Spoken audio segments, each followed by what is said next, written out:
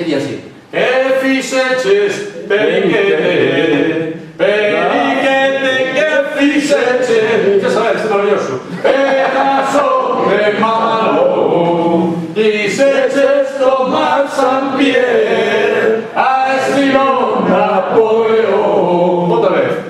Que fixeches, periquete, periquete, que fixeches, pedazo de malo, quixeches tomar San Pierre, a estilo Napoleón.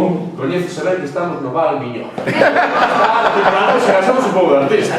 E que noutros lugares a xente así con un poquinho de timidez, pero outro día en Ribadeo foi o mesmo. Ribadeo tamén, no norte, é un lugar de cantareas profundas. Entón, e de que non se ve esa letra, vos deixademos levar pola intuición. Efectivamente, está no norte, porque está claro que foi unha canción española adaptada, naqueles anos 50, xa por 60.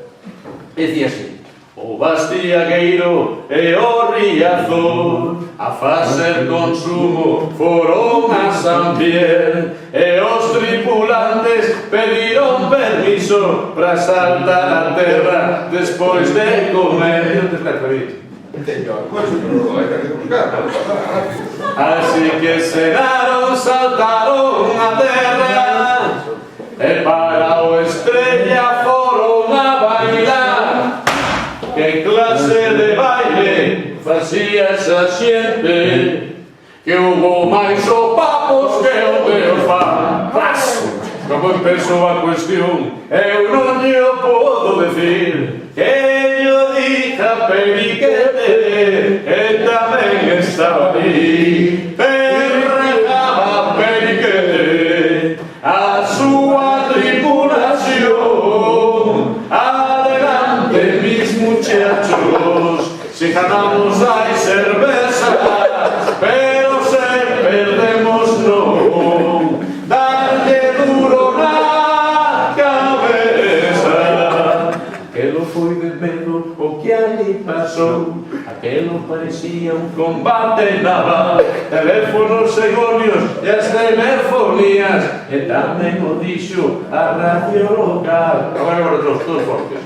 Que fixeches, periquete, periquete, que fixeches, pedazo de malo, quixeches tomar San Pierre, a estilo Napoleón.